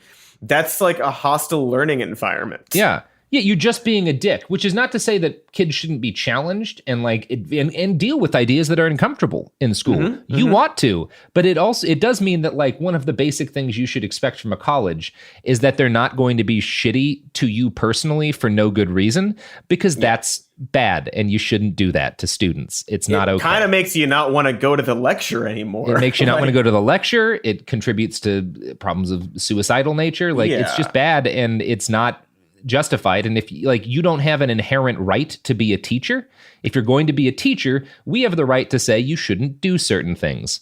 Like hit on your students, even if you're both adults, because it's a college. Colleges, you have the right as an adult, as a 35-year-old PhD, you have the right to date a 19-year-old. Absolutely. Legally, you have that right. As a 35-year-old college professor, if you date a 19-year-old student, you will probably get in trouble because we've decided that makes for a bad learning environment. Makes sense. Yeah. I don't think he would be okay. I mean, he's got other issues with that. Yeah. So, but that specific thing and keeping your door open when you have meetings with female students and stuff. That rule. But whatever. It's nice. Whatever. Nice. So Peterson ignored the dean. He took a sabbatical from work and he started a Patreon where his new followers could pledge monthly payments in exchange for Q&A sessions, online courses, and even monthly one-on-one counseling with the man himself. He was soon making like $80,000 a month, like crazy money on this. Wow, very, very successful. Very good at Patreon. Yeah. Now, all the while, Peterson continued to ram hard into particularly the issue of recognizing trans people's identities. From Toronto Life. To his mind, arguing that gender is a social construct or a kind of performance, as the Ontario Human Rights Code says, an individual's subjective experience is just wrong. It's not an alternative hypothesis, Peterson says. It's an incorrect hypothesis. That's why the damn social justice warriors are trying to get it instantiated into law. They're implementing a social constructionist view of human identity into the law. No, they're just saying if you're going to work in one of these public fields, you don't get to treat people shitty because they're trans or non-binary. It's a very basic thing. You don't even have to believe. Stuff. You can believe that transgender people are unhealthy and mentally ill and still call them by their preferred pronouns, because it doesn't matter what we think privately about each other. If you're going to work in a public thing like that, there's certain basic things you shouldn't do because it's being a dick and it's fucking up the ability of you to do your job.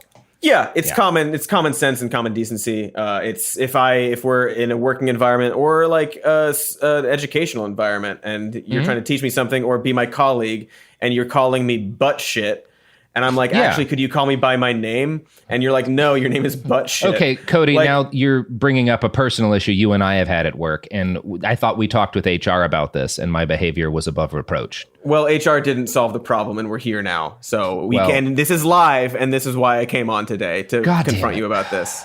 Okay, they're both fired. Well, I'm going to start a Patreon, and... I will contribute $80,000 to that. Thank you, Cody. So we can talk about this one-on-one. So C-16 passed, this Canadian anti-discrimination thing. It's now law in Canada. Things are fine. It hasn't destroyed freedom of speech. Things are fine. Name a person who's been like arrested for this. It's Canada's in broadly better shape than the United States. The problems they have aren't because of this law, right? Not causing a lot of riots. Again, like the penalty for like someone like a teacher using someone's pronouns, like refusing to use someone's pronouns, is like a fine. It's essentially a traffic infraction is kind of how they treat it. And obviously this has had like the fact that everything's fine has had no impact on Jordan Peterson, who went right on yelling about trans people for their made up pronouns and has made that a cornerstone of his career. In his increasingly popular YouTube lectures, he urged his fans to treat trans and non-binary people as confused or deluded. When one person after a public lecture asked him why he would not use non-binary pronouns, he stated, "I don't believe that using your pronouns will do you any good in the long run." Which is not your decision to make, Jordan. Oh my God, Jordan, it's not. I have been an employer. I have hired people. Some of them have been religious. I don't believe that going to church does you any good. But you know what? If I were to be discriminatory about them because they go to church and I don't care for church, I would rightfully get in trouble. Yeah. Because that's fucked up and none of my goddamn business. You'd rightfully get in trouble for that. It's the same thing. Yeah. It's all, God, he's so myopic.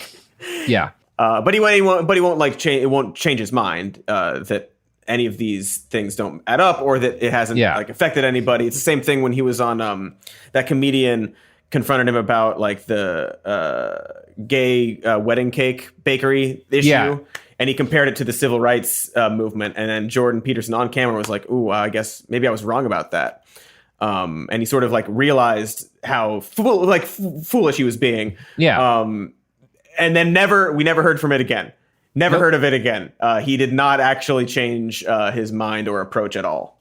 No, he just realized that he couldn't actually make a good argument against it. Yeah. So exactly. He continued to repeat it when he was not arguing and was instead lecturing to a room of people who would never question him. Yep. In follow-up questions during that same lecture, another student asked if, without C-16, he'd be willing to use pronouns like they and them if a transgender person asked him to. He responded that it might depend on how they asked. Which is like the same thing Ben Shapiro says, right? Like, because actually, if you're a person, you just generally choose not to be shitty to the people immediately around you because it makes life harder for no good goddamn reason. Mm-hmm. Yeah, it's frustrating. Real simple and frustrating. Yeah. It depends on how they asked. God, what a unbelievable. Like, can't even say yeah. Yeah. Can't even just confirm, like, yeah, of course, because I'm a decent person. Yeah. And it's extra frustrating because in a bunch of his writing, Peterson does talk about the fact that cultures obviously evolve and change over time. He's written about this at length, and he's also admitted that cultural understanding of gender and like pronoun usage might change, and that would be okay. During one of his 2016 debates, Peterson admitted, if our society comes to some sort of consensus over the next while about how we'll solve the pronoun problem, and that becomes part of popular parlance, and it seems to solve the problem properly without sacrificing the distinction between singular and plural and without requiring me to memorize an impossible list of an indefinite number of pronouns, then I would be willing to reconsider my position. And again, part of this is there's always this, there are some people who've suggested what I think are probably kind of linguistically kind of dead ends, like Z, which is like, I don't think you're going to get a lot, but like they and them, number one, already perfectly acceptable to use either a singular and plural or whatever. And like, there's just not an indefinite, interminably long list of pronouns that like people are really, or like, they're just saying like, yeah, don't call me, like, if I say, don't call me this, like, try to remember to call me the thing that I identify with. Like, right. And fine. It's also not even like people always assume like if you say something accidentally or like you don't know, like that's it. That's the one that's going to get. It's like, well, no, then you'll be corrected, and then you like alter your behavior slightly. Yeah, and it doesn't even matter if you really get it, because I like, to be entirely honest, like I've read a lot of stuff about gender nonconforming stuff that I haven't understood, but all that matters is that when someone says, "Hey, this is how I prefer to be," like that. Okay, fine, yeah, absolutely. Like, yeah, just don't easy. Yeah. It's so easy. Yeah, it's very, very simple, really. So yeah, Peterson's real issue here is that in his mind, being trans or non-binary or anything that's not like male, female, any of this stuff is unhealthy. In his conception of the world, order is masculine and chaos is feminine. And if it turns out that a whole bunch of people aren't really either, then the cosmology of his mental universe might have to change. And Jordan Peterson is not willing to do that.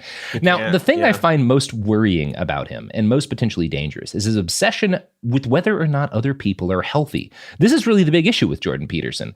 It consumes him, and it leads him to attack people who make choices that don't fit his definition of healthy. A great example of this in action would be Peterson's reaction to the rise of incel-related terrorist attacks. In 2018, an involuntary celibate man named Alec Minassian rented a van and drove it into a crowded sidewalk. He killed 10 people and wounded 14 more, and I think most of his victims were women, which was his goal. In a Facebook post he made prior to his shooting, Minassian wrote, "Private Recruit Minassian, Infantry 00010, wishing to speak to Sergeant 4chan, please. The incel rebellion has already begun. We will overthrow all the Chads and Stacys. All hail the supreme gentleman, Elliot Rodger." And he killed a bunch of people. Now, this is interesting to me because I am actually like a recognized expert in online radicalization. I make money from it. I get quoted by fucking like a lot. Like, this is the thing that I study. Like, it's the only thing that I actually have any degree of meaningful expertise in, other than certain narcotics. And to me, as a guy who studies this for a living, Minassian's post makes a few things very clear. One of them is that he was radicalized in a community of similarly inclined people, somewhere on 4chan. So his radicalization occurred as part of a community that was self-radicalizing. 2, he was directly inspired by the example of another involuntary celibate terrorist, Elliot Rodger, who was like the first one of them to shoot a bunch of people. And 3, he sees his actions as something akin to military service in defense of a cause, right? Those things are very clear from that post, which tells you a lot about this man and how he became radicalized towards violence. A very useful piece of data if you actually care about what causes people to carry out attacks like this. Jordan Peterson doesn't know much about radical, or at least he doesn't admit to knowing much about it, because he's never published anything relevant on incels or on terrorism in general. But when he was asked about this, he still felt the need to propose sweeping government-mandated changes in civilization in order to stop such attacks, which, given his attitudes towards other government-mandated things, I find interesting. I'm going to quote from the New York Times here. "Violent attacks are what happen when men do not have partners," Mr. Peterson says, "and society needs to work to make sure those men are married. He was angry at God because women were rejecting him," Mr. Peterson says of the Toronto killer. "The cure for that is enforced monogamy. That's actually why monogamy emerges." Mr. Peterson does not pause when he says this. Enforced monogamy is to him simply a rational solution. Otherwise, women will only go for the most high-status men, he explains, and that couldn't make either gender happy in the end. "Half the men fail," he says, meaning they don't procreate, and no one cares about the men who fail. I laugh because it is absurd. This is the New York Times reporter. "You're laughing about them," he says, giving me a disappointed look. "That's because you're female."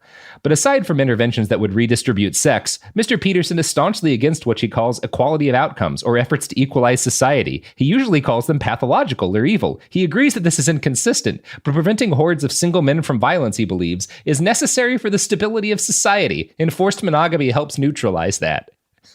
There's a lot there.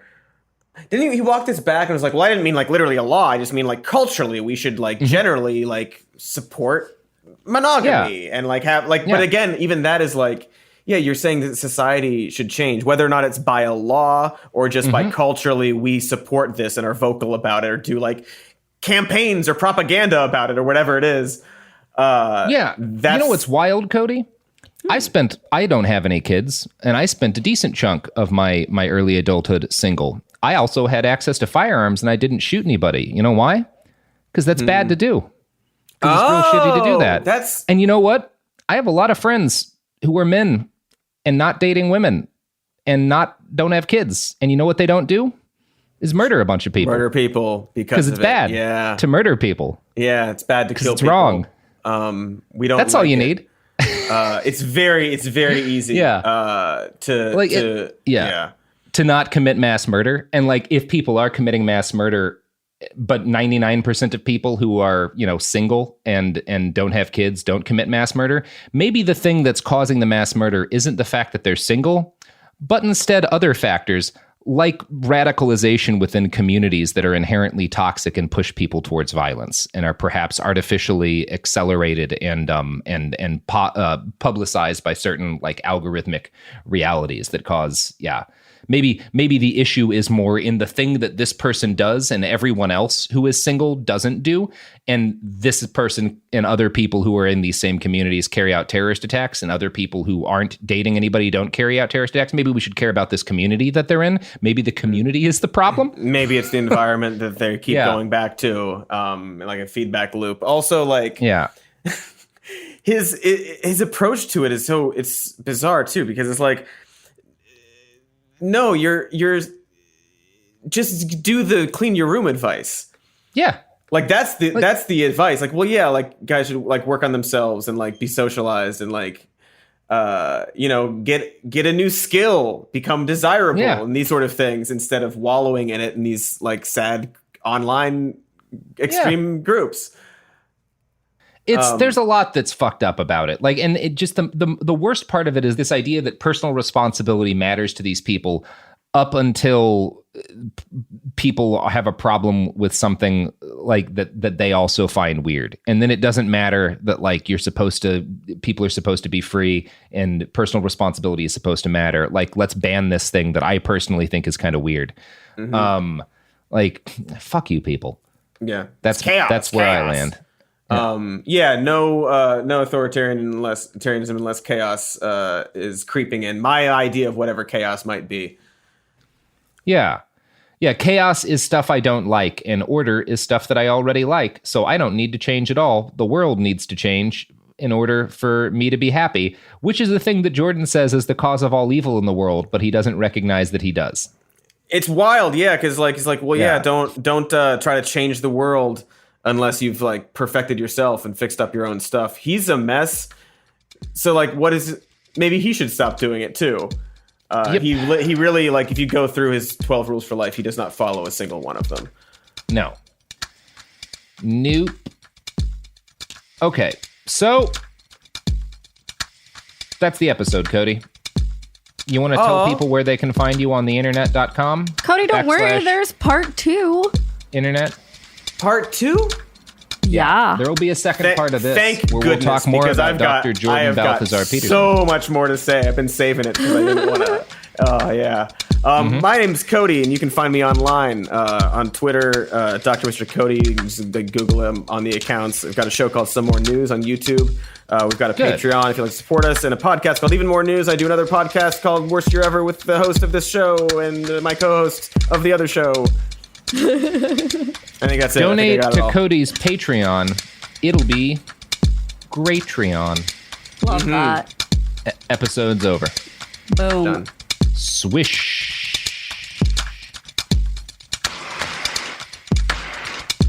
This is Jacob Goldstein from What's Your Problem? When you buy business software from lots of vendors, the costs add up and it gets complicated and confusing. Odoo solves this. It's a single company that sells a suite of enterprise apps that handles everything from accounting to inventory to sales. Odoo is all connected on a single platform in a simple and affordable way. You can save money without missing out on the features you need. Check out Odoo at odoo.com. That's odoo.com. Kids, pets, life, your sofa sees it all. But with a washable sofa, stains don't stand a chance. All of our sofa collections come with fully machine washable covers and cushions, making cleanup effortless. Liquid and stain-resistant fabrics provide extra protection against everyday messes. Plus, with modular designs, you can rearrange your sofa however you like. Perfect for growing families and changing spaces. Starting at just $699, it's time to upgrade to a stress-free, mess-proof sofa. Visit washablesofas.com today and save. Offers are subject to change, and certain restrictions may apply. There's no championship league for small business owners, but if there was, you'd be at the top of the standings. Because going pro with Lenovo Pro means you've got the winning formation, one-on-one advice, IT solutions, and customized hardware powered by Intel Core Ultra processors help you stay ahead of the competition. Business goes pro with Lenovo Pro. Sign up for free at lenovo.com/pro. Lenovo. Flag football is exploding, and iFlag is leading the way. As the Guinness World Record holder, iFlag hosts premier flag football tournaments nationwide for boys, girls, high school girls, and adults. From first-time players to elite competitors, iFlag delivers top-level competition, unforgettable experiences, and a community built around the game. Ready to be part of it? Join the movement. Find your tournament and learn more at iflag.org. That's iflag.org. This is an iHeart podcast. Guaranteed human.